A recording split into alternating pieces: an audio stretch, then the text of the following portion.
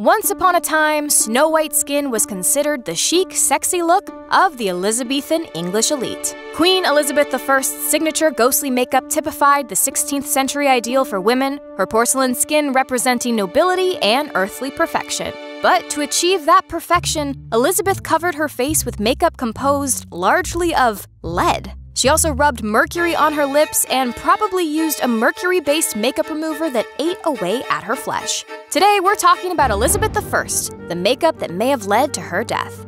But before we get started, just a reminder to subscribe to the Weird History channel and let us know what historical figure you would like us to cover. Now let's get moving, the Queen beckons us. During the Virgin Queen's era, the highest standard for female beauty was smooth, blindingly white skin. To achieve this look, Elizabeth wore Venetian ceruse, a cosmetic made from white lead and vinegar. She powdered her face and neck with the substance, transforming her poxy skin, more on that later, into an eerie porcelain canvas that probably smelled like sour wine. That's certainly one way to maintain your virginity. Thanks to 400 years of science, we now know that applying lead to the face on a daily basis causes very serious and often irreversible problems like hair loss and skin deterioration, and death by lead poisoning, which in the 16th century was pretty damn final. It may well have been for Queen Elizabeth, but lead wasn't the only poison in her pigments. Let's look at the other suspect. Snow White's mom wished for more than a tiny ghost baby. She also wanted her to have lips as red as blood on winter roses. Made from cinnabar, a toxic mineral containing mercury, the EARL Queen's lip stain gave her the signature red mouth that leaps out at you in all those creepy paintings. So, we have two horrific poisons working in tandem through skin absorption over long periods of time. On the surface, the lead face slowly corroded the Queen's skin. In response, Elizabeth wore thicker and thicker layers of makeup, reportedly layering makeup an inch thick toward the end of her life. Symptoms of mercury poisoning include memory loss, irritability, and depression, conditions Elizabeth reportedly experienced towards the end of her life. Now we're getting warmer. In the Elizabethan era, nobles didn't clean off their makeup nightly. Heck, most modern women have been guilty of that at least a couple times. After her maids carefully applied lead and mercury makeup to the royal face, Elizabeth herself wore it for at least a week. Forget about pore blockage. The lead soaked into her skin, causing it to turn gray and wrinkled. When Elizabeth finally had her makeup removed, historians suggest she might have used a gross concoction containing eggshells, alum, and, you guessed it, more mercury. Some claimed the mercury makeup remover left their skin soft, but that was only because it was literally skinning them alive, one layer at a time. As a teen, Queen Elizabeth didn't wear quite so much lead face, not simply because she was a child, but because she hadn't caught smallpox yet. On October 10, 1562, she was struck with a high fever and displayed all the hallmarks of the pox. Courtiers worried that Elizabeth would die within the week, but the young royal survived. Unfortunately, the disease left her with permanent scars in her terrible 20s, when life is either a bed of roses or a garbage fire, and scars don't stack the odds against the latter. Smallpox scars were a common problem at the time, hence the willingness of women to wear vinegary lead face. Elizabeth's close friend Mary Sidney got stuck with them too. As Henry Sidney, Mary's husband, wrote, "The scars, to a resolute discomfort, ever since have done and do remain on her face." Trying to survive in an atmosphere of constant bitchiness, Elizabeth did everything possible to cover up such blemishes and keep that virginity on lockdown. Anything to avoid a husband who updates people on his wife's pockmarks.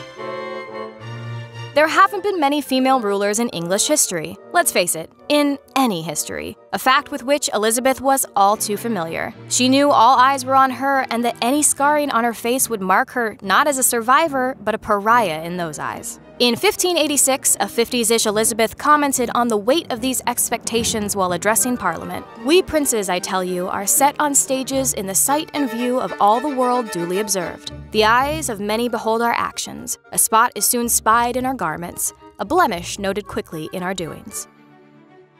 In a ballsy act of pre-Instagram filtering, Elizabeth flat out forbade unflattering portraits of herself. Painters were given an opportunity to get really creative. They had to make her look young and supple and white, even as she entered her autumn years, which in this case is a little too good at describing what happens to human skin after decades of lead makeup. Here's the trick.